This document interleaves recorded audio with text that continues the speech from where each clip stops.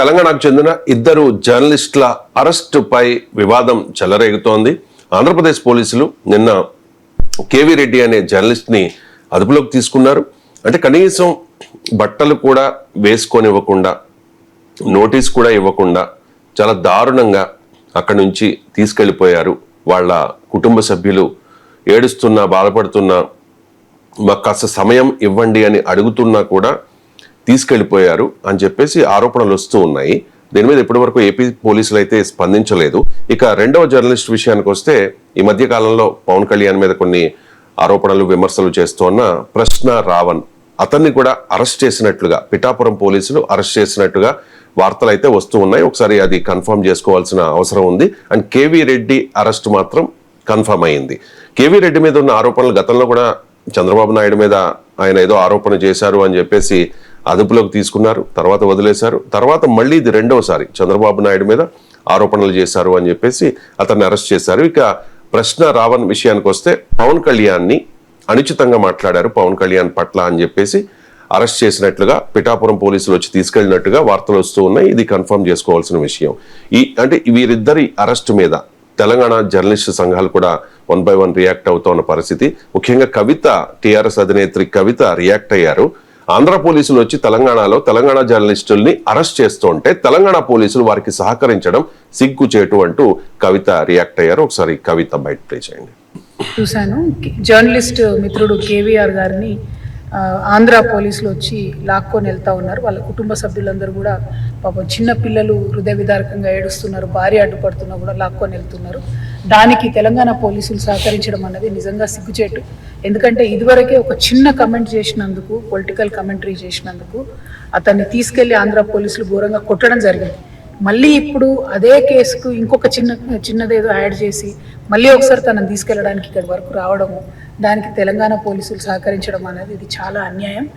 అదే వేరే ఆంధ్రాకు సంబంధించినటువంటి సినిమా యాక్టర్లు మన గడ్డ మీదకి వచ్చి మన ఉద్యమాన్ని అవమానపరిచి మనల్ని వేర్పాటువాదులని, టెర్రరిస్టులని, ఉగ్రవాదులని అంటే ఈ తెలంగాణ పోలీసులకు మరి ఎందుకు కేసు పెట్టేటటువంటి దమ్ము ధైర్యం లేదు? ఎవరికి మీరు పోలీసులు? తెలంగాణ ప్రజలకు, ఆంధ్ర వాళ్ళకు? ఇదేంది అన్యాయం? అతన్ని లాక్కొని వెళ్తా ఉన్నారు. ఎన్నిసార్లు తీసుకొని వెళ్తారు ఒకటే కేసులో? ఒకసారి అయిపోయింది, తీసుకొని వెళ్ళిండ్రు.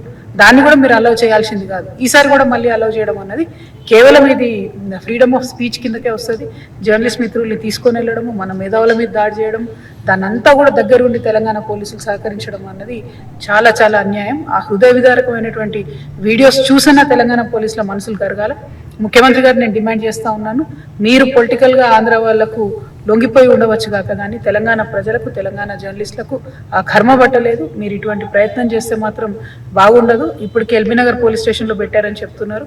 డెఫినెట్గా ఆ కేవీఆర్ గారిని తొందరగా రిలీజ్ చేయాలి.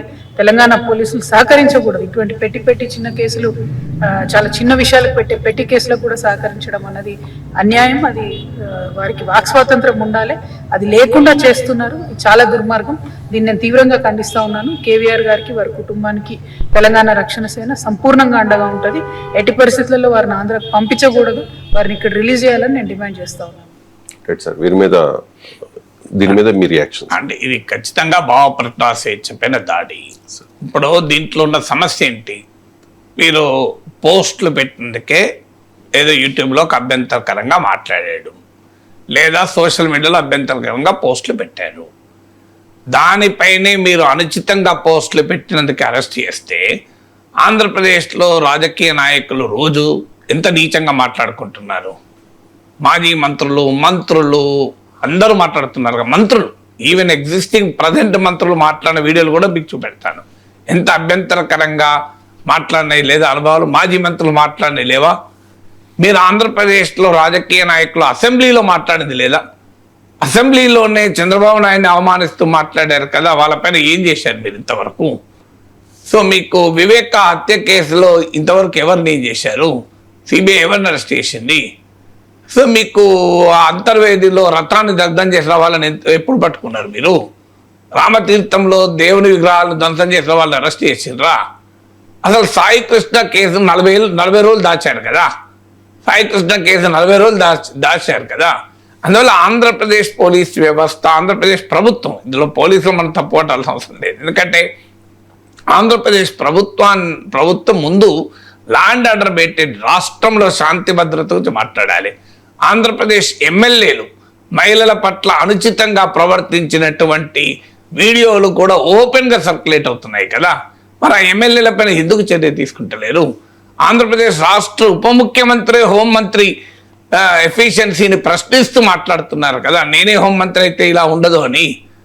సో ఇలా బహిరంగంగానే నడుస్తుంటే మీరు తెలంగాణకు వచ్చి తెలంగాణ జర్నలిస్టులను అరెస్ట్ చేసి అదేమి ఇప్పుడైనా కేవీఆర్ ఏమన్నా టెర్రరిస్టా, రావణ్ ఏమన్నా తీవ్రవాద, అంతలు వాళ్ళ వల్ల ఏమైనా ఆంధ్రప్రదేశ్లో అల్లకల్లోలం జరిగిందా?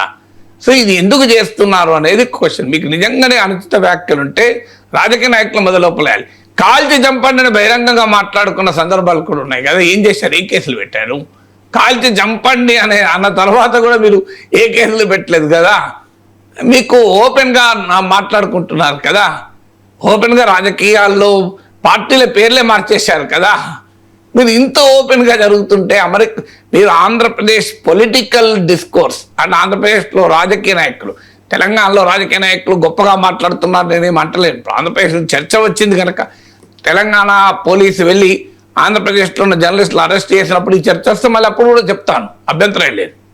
కానీ ఆంధ్రప్రదేశ్లో రాజకీయ నాయకులు ఒకరినొకరు మాట్లాడుకున్న దాంతో పోలిస్తే ఆంధ్రప్రదేశ్ జర్నలిస్టులు కానీ తెలంగాణ జర్నలిస్టులు కానీ సోషల్ మీడియాలో ఉండేవారు కానీ పోస్టులు చాలా తక్కువ. ఇది నెంబర్ 1. నెంబర్ 2, ఇప్పుడు నా పైన చంపుతామని చెప్పి వాట్సాప్లో మెసేజ్ ఇచ్చారు కదా, నేను ఓపెన్గా పంపించాను కదా. నేను ఇప్పుడు దానిపైన ఎవరిపైన చర్య తీసుకున్నాను? మీరు ఇతను కరోనా వైరస్ కన్నా ప్రమాదము, ఈయన చంపేయండి అని ఇలా ఓపెన్గా, మరి దానిపైన నేను లోకేష్కి పంపించాను, ఇద్దరు చాలాసార్లు చెప్పాను అది.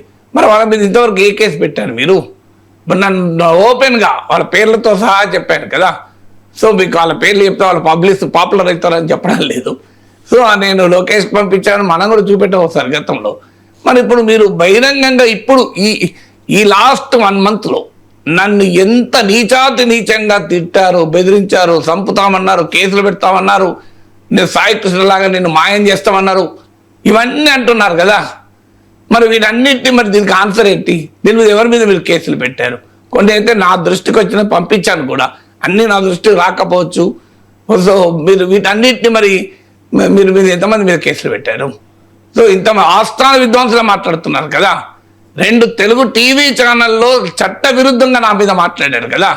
ఆ 2 టీవీ ఛానళ్ళ మీద ఏ చర్య తీసుకున్నారు మీరు చెప్పండి? 2 టీవీ ఛానల్స్, వేరే కాదు, ఓపెన్గా 2 తెలుగు ఛానల్స్తో మాట్లాడారు కదా. సో మరి ఆ ఛానల్స్ చట్ట విరుద్ధం కదా. మీరు ఏ సెక్షన్లు ఏ చట్టమో కూడా చెప్తాను నేను, అందుకు చట్ట విరుద్ధము. ఒక రాజకీయ పార్టీ ప్రతినిధి 2 ఏళ్ల జైలు శిక్ష వచ్చేటువంటి చట్టం కింద వ్యతిరేకంగా మాట్లాడాను నా మీద. నేను ఎందుకు కేసులు పెట్టలేను మీరు అనొచ్చు. కొంతమంది మీరు కేసులు ఎందుకు పెడతలేడినా, లోకేష్ కంప్లైంట్ ఏంటి అని అంటారు. లోకేష్ కంప్లైంట్ ఏంటంటే ఎందుకు కంప్లైంట్ అంటే లోకేష్ ఆ రాష్ట్రంలో సీనియర్ మంత్రి నమ్మకంతో పంపుతాము. ఎందుకు కేసులు పెట్టలేదు అంటే, కేసులు పెడితే ఏమవుతుంది? నేను ఆగస్టు 2023లో కేసు పెట్టాను ఆల్రెడీ సైబర్ పోలీస్ స్టేషన్లో. ఎఫ్ఐఆర్ కూడా దాఖలైంది. అతన్ని పట్టుకొచ్చారు కూడా రాజమండ్రి నుంచి. పట్టుకొచ్చి ఇక్కడ మీకు ఫోన్ కూడా కన్ఫిస్కేట్ చేశాను. నాకు తెలిసినంత వరకు ఏం కాలేదు కేసు. నా సమయం ఎందుకు వృధా అవడం లేదు, ఎందుకంటే కేసులు పెట్టుకుంటూ పోతే. కానీ నేను ఇక్కడ మీరు ఇప్పుడు కేవీఆర్ పైన రావణ్ పైన అరెస్ట్ చేశారని వార్తలు వస్తున్నాయి కనుక అడుగుతున్నా. మరి వాళ్ళందరిపైన మీరు ఇంతమంది ప్రూఫ్లు నేను పంపించాను కదా, మీరు ఏం చేశారు? అందువల్ల మీకు ఇది ఏంటి అంటే డాక్ట్రిన్ ఆఫ్ చిల్లింగ్ ఎఫెక్ట్ అంటారు. నేను నాపై ఇష్యూ వచ్చినప్పుడు కూడా కేసులు పెట్టినప్పుడు అదే చెప్పాను. ఇది నాగేశ్వర్ ఏదో ఒక మాట అన్నందుకు కాదు, ఇది ఏదో నేను ఇట్లాంటి పొలిటికల్ అనాలిసిస్ 20 ఏళ్ళుగా చాలాసార్లు చేశాను, కొత్తగా ఏం చెప్పాను. ఇప్పుడు ఎందుకు చేస్తున్నారంటే చిల్లింగ్ ఎఫెక్ట్. నాగేశ్వర్ 2 సార్లు ఎమ్మెల్సీ, ఒక ఎడిటర్గా పనిచేసిన వ్యక్తి, ఒక పాపులర్ కామెంటేటర్, ఇతన్నే అరెస్ట్ చేస్తే ఎవడు మాట్లాడడు అనేది వాళ్ళ ఎత్తుగడ. అందుకే ఇప్పటికీ కూడా పవన్ కళ్యాణ్ ఉపసంహరించుకుంటున్నామని చెప్పినాక కూడా కేసులు ఇప్పటికీ ఉపసంహరించుకోలేనా? ఈవెన్ టుడే కేసులు ఉన్నాయి. అఫ్కోర్స్ నేనేమి దానికేం భయపడలేదు కనుక నేనేమి యాంటిసిపేటరీ బెయిల్ పిటిషన్ వేయలే, క్వాష్ పిటిషన్ కూడా వేయలే ఇప్పటికీ. కానీ ఇది ఎందుకు జరుగుతున్నది? మీకు ఏబిఎన్లోనే వచ్చింది కదా స్క్రోలింగ్, వేరే చోట కాదు, ఏబిఎన్లోనే వచ్చింది. మూడు వాహనాల్లో 50 మంది ఆంధ్రప్రదేశ్ పోలీసులు ప్రొఫెసర్ నాగేశ్వర్ అరెస్టుకు వచ్చారు అని. కారణాలు ఏదైనా వచ్చారో లేదో నాకు తెలియదు. ఆంధ్రప్రదేశ్ హోమ్ మినిస్టర్ అయితే ట్వీట్ చేశారు నాగేశ్వర్ గారిని అరెస్ట్ చేయడానికి ఎవరు వెళ్ళలేదు అని. కానీ మీకు పవన్ కళ్యాణ్ అన్నారు కదా, నేను అరెస్ట్ చేస్తానికి వెళ్తుంటే నేను వెళ్తే ఆపాను అని. ఆ మీనింగ్ కరెక్ట్ ఎగ్జాక్ట్ వర్డ్ గుర్తులేదు, కానీ అరెస్ట్ చేస్తాను వెళ్తుంటే ఆపాను అన్నారు కదా. సో అందువల్ల ఇలా ఎందుకు జరుగుతున్నది అంటే ఇక్కడ తెలంగాణ ఆంధ్రానికి కాదు, ఒక మెసేజ్ పంపించదలుచుకున్నారు. ఏంటి ఆ మెసేజ్ అంటే, మేము వేరే రాష్ట్రానికి వెళ్ళైనా అక్కడ మాకు వ్యతిరేకంగా మాట్లాడిన వల్ల అరెస్ట్ చేస్తాం. ఇక మీరు ఆంధ్రప్రదేశ్లో ఉంటే మీ పరిస్థితి ఏంటి? ఇది తెలంగాణ జర్నలిస్టుల బెదిరింపు కాదు, వాస్తవం చెప్పాలంటే ఆంధ్రప్రదేశ్లో ఉన్న వాళ్ళ బెదిరింపు. ఎందుకంటే మేము తెలంగాణకు వెళ్ళి కూడా అరెస్ట్ చేయగలము, మేము ప్రొఫెసర్ నాగేశ్వర్ లాంటి వాళ్ళని కూడా అరెస్ట్ చేయగలము, మేము తెలంగాణ ప్రభుత్వానికి పోలీసులు కూడా అవసరం వస్తే అభ్యంతరం చెప్పినా అరెస్ట్ చేస్తాం అనేటువంటి ఒక ధోరణి. దానివల్ల ఆంధ్రప్రదేశ్లో ఎవరు నోరు విప్పకూడదు, సాయి కృష్ణ అదృశ్యమైనా నోరు విప్పకూడదు, బూడిద దొరకకపోయినా నోరు విప్పకూడదు. సో మీరు ఏం జరిగినా మాట్లాడకూడదు, ఇది ధోరణి. ఇదొకటే కాదు, మీకు పొగాకు రైతుల సమస్య మీద మాట్లాడద్దు, మామిడి రైతుల సమస్య పైన మాట్లాడద్దు. నిన్న విజయవాడలో ఆంధ్రప్రదేశ్ రైతు సంఘ నాయకత్వంలో పొగాకు మామిడి గిట్టుబాటు ధర కావాలని పోరాడారు. వాళ్ళ గురించి మద్దతుగా మాట్లాడద్దు. ఆంధ్రప్రదేశ్ ప్రభుత్వ ఉద్యోగులు పిఆర్సీ గురించి అడుగుతున్నారు, వాళ్ళ గురించి మాట్లాడకూడదు. విశాఖ స్టీల్ కార్మికులు పోరాడుతున్నారు, వాళ్ళ గురించి మాట్లాడకూడదు. మీరు ఎవరి గురించి మాట్లాడకూడదు, మా పవర్ ఏంటి చూడండి, మేము తెలంగాణకి వెళ్ళైనా అరెస్ట్ చేస్తాం అనేటువంటి ఒక చిల్లింగ్ మెసేజ్ పంపడం దీని ఉద్దేశం. అందువల్ల ఇది ఖచ్చితంగా భావప్రకటన స్వేచ్ఛ పైన దాడి. సుప్రీంకోర్టు తీర్పులు కూడా చాలా ఉన్నాయి.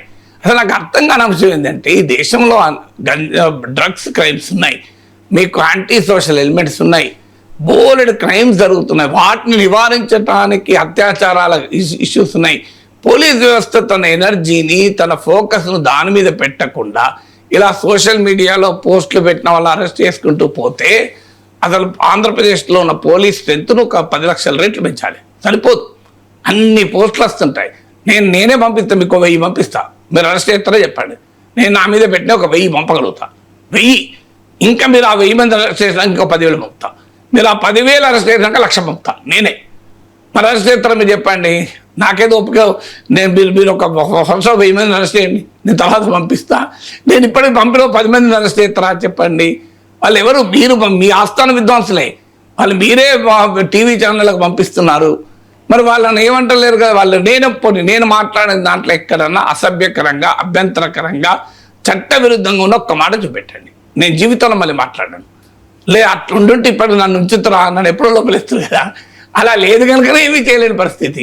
ఎందుకంటే ఇంత ఓపెన్గా కోర్టు నిన్నగా మన ఆంధ్రప్రదేశ్ హైకోర్టు ఇచ్చింది 4 years కిందటి కేసు, అంటే గత ప్రభుత్వంలో పెట్టిన కేసు. గత ప్రభుత్వం అంటే బహుశా వాళ్ళు టీడీపీ అభిమానులు అయి ఉంటారు కదా. సో లగడపాటి ప్రవీణ్ కుమార్ పైన పెట్టిన కేసు, అది ఇలా సోషల్ మీడియాలో పోస్టులు పెట్టినందుకు అరెస్ట్ చేయకూడదు, కేసు పెట్టకూడదని కేసు క్వాష్ చేసి పడేసింది. సుప్రీంకోర్టు జడ్జిమెంట్లు ఉన్నాయి, 7 ఏళ్ల లోపు జైలు శిక్ష ఉన్న కేసుల్లో అసలు అరెస్ట్ల దాకా జైలు దాకా పోవద్దు. ఎందుకంటే సుప్రీంకోర్టు తీర్పులు ఇవి. ఎందుకంటే పోలీసు వ్యవస్థకు వేరే పని లేదా, ఇట్లా పొలిటికల్గా మీరు డిసెంట్ను కర్బ్ చేస్తానికి. అభ్యంతరకరంగా పోస్టులు పెడితే ఎట్టి పరిస్థితుల్లో సమాజం అంగీకరించకూడదు, దాంట్లో డిస్ప్యూట్ లేదు. కానీ మీరు అరెస్ట్లు చేసి అది కూడా రాత్రిపూట వచ్చి, పోలీసులు రాత్రిపూట ఎందుకు రావాలి? పోలీసులు పడుపుడు రావచ్చు కదా, 11 గంటల 12 గంటలు రావచ్చు కదా. నాకు ఇప్పటికీ అర్థం కాదు. రాత్రిపూట వచ్చుడు, మఫ్టీల వచ్చుడు, ప్రైవేట్ వెహికల్ వచ్చుడు, ఎందుకు ఇలా రహస్యంగా తీసుకెళ్ళాలి అన్న ఒక కేవీఆర్ ఏమన్నా తీవ్రవాద అంత అలా తీసుకెళ్లాల్సిన అవసరం ఏంటి చెప్పండి నాకు. సో దానికి ఆన్సర్ ఉండాలి కదా. సో అందువల్ల మీకు ఈ రకమైన వ్యవహారాలు ఎట్టి పరిస్థితుల్లో మంచిది కాదు, ఇది సమంజసం కాదు. నేను ఇప్పుడు చెప్తున్నాను, మా ఇంటి ముందు కూడా ఆ రోజుల్లో మీకు వచ్చారు ఇద్దరు, వాళ్ళ భాష చూసి వాళ్ళ యాస చూసి ఇక్కడ తెలంగాణ స్పెషల్ బ్రాంచ్ వాళ్ళు పట్టుకున్నారు. మీరు ఎవరు అని అడిగితే మేము స్పెషల్ బ్రాంచ్ అన్నారు. మీరు ఎట్లా స్పెషల్ బ్రాంచ్ ఇస్తారు? మీరే కదా స్పెషల్ బ్రాంచ్లో వీళ్ళు అన్నారు.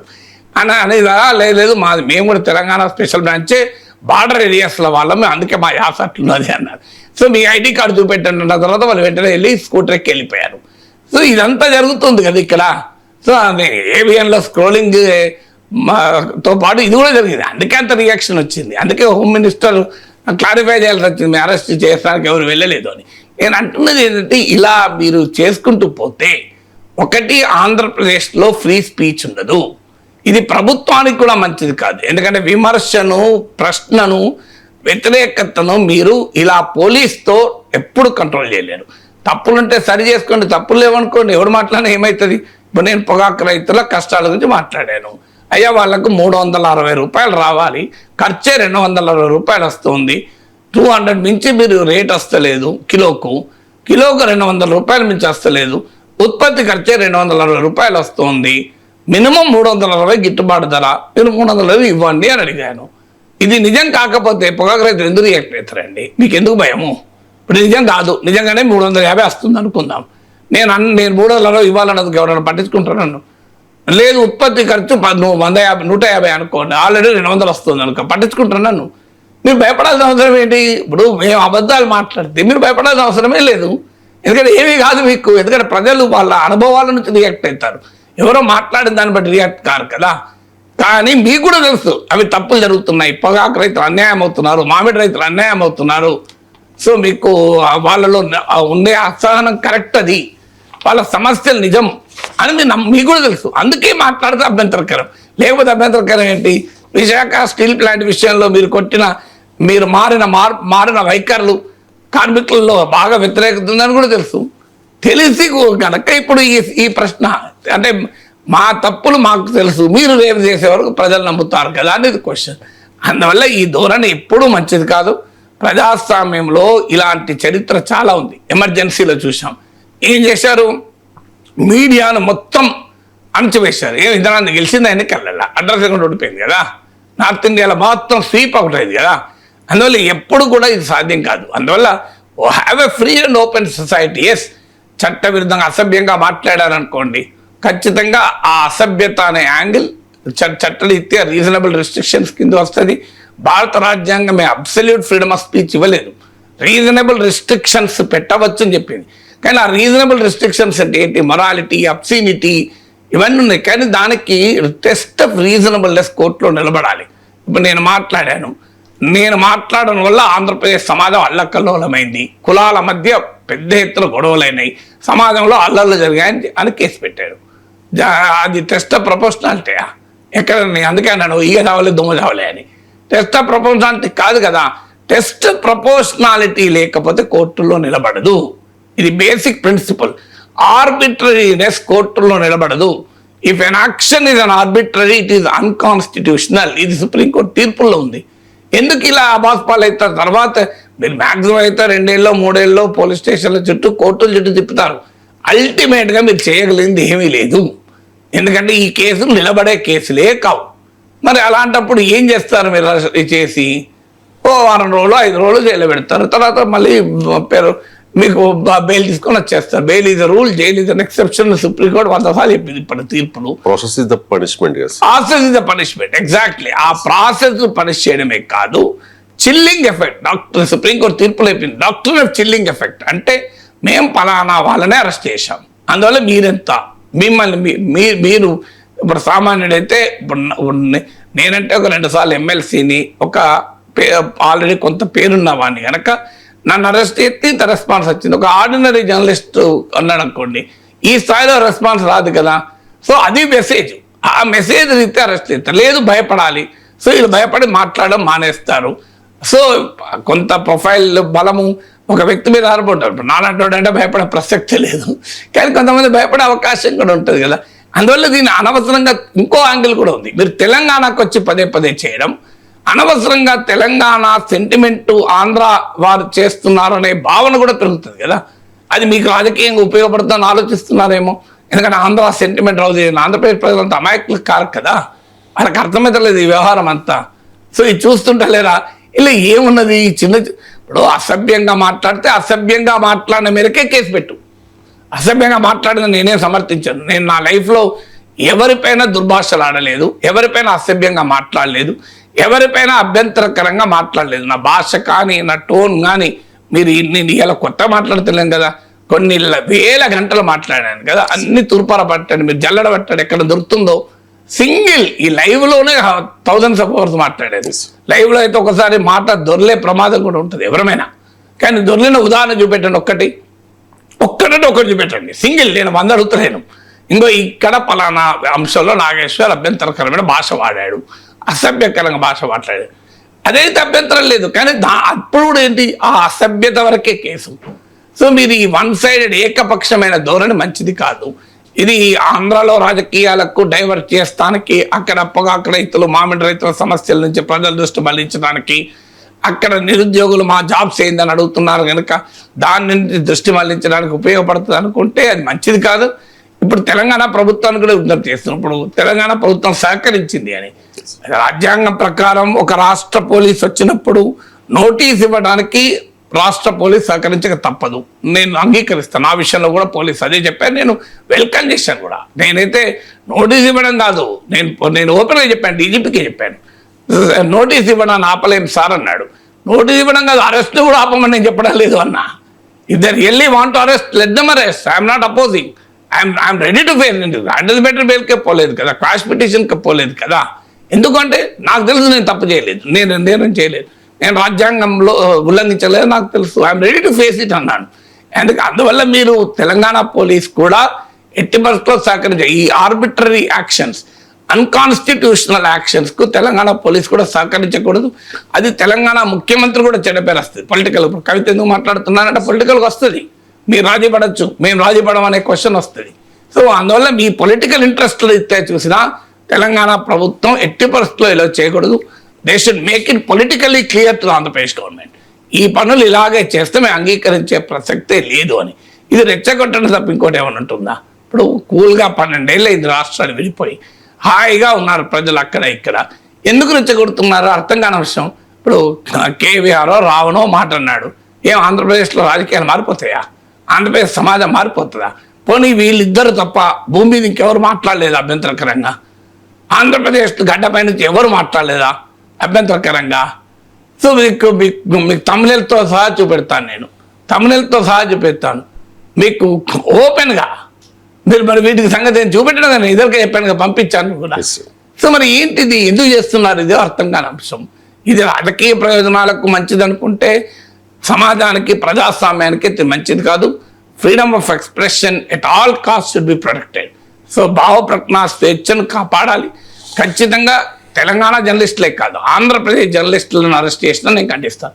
ఇక్కడ తెలంగాణ జర్నలిస్ట్ అనే క్వశ్చనే కాదు, జర్నలిస్టులను ఎవరిని అరెస్ట్ చేసినా ఖండించాలి. ఇప్పుడు నాపై కేసులకు వ్యతిరేకంగా ఆంధ్రప్రదేశ్ వర్కింగ్ జర్నలిస్ట్ ఫెడరేషన్ రాష్ట్రం అంతా నిరసన ప్రదర్శన చెప్పింది. నాకు తెలిసినంత వరకు తెలంగాణలో కూడా నిరసన ప్రదర్శన జరగలేదు, మీటింగ్లు జరిగాయి కానీ ప్రదర్శన జరగలేదు. మీరు తిరుపతి, విజయనగరం, విశాఖపట్నం, విజయవాడ అంతటా మీకు పెద్ద ఎత్తున ఆంధ్రప్రదేశ్ వర్కింగ్ జర్నలిస్టుల ఫెడరేషన్ పిలుపు మేరకు జర్నలిస్టులు అంతా ర్యాలీలు తీశారు. నేనే నా యూట్యూబ్లో పెట్టాను వీడియోలు కూడా.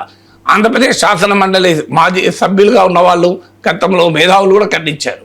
సో అందువల్ల ఇది ఆంధ్ర తెలంగాణ కూడా కాదు, ప్రజాస్వామ్యవాదులు, రాజ్యాంగ విలువలను కాపాడేవాళ్ళు, భావ ప్రకటనా స్వేచ్ఛను అప్హోల్డ్ చేసేవారు, ప్రజాస్వామ్యంపై నమ్మకం ఉన్నవాళ్ళు ఖచ్చితంగా ఆంధ్రప్రదేశ్లో ఉన్నవాళ్ళు, తెలంగాణలో ఉన్నవాళ్ళు కూడా ఖండించాలి.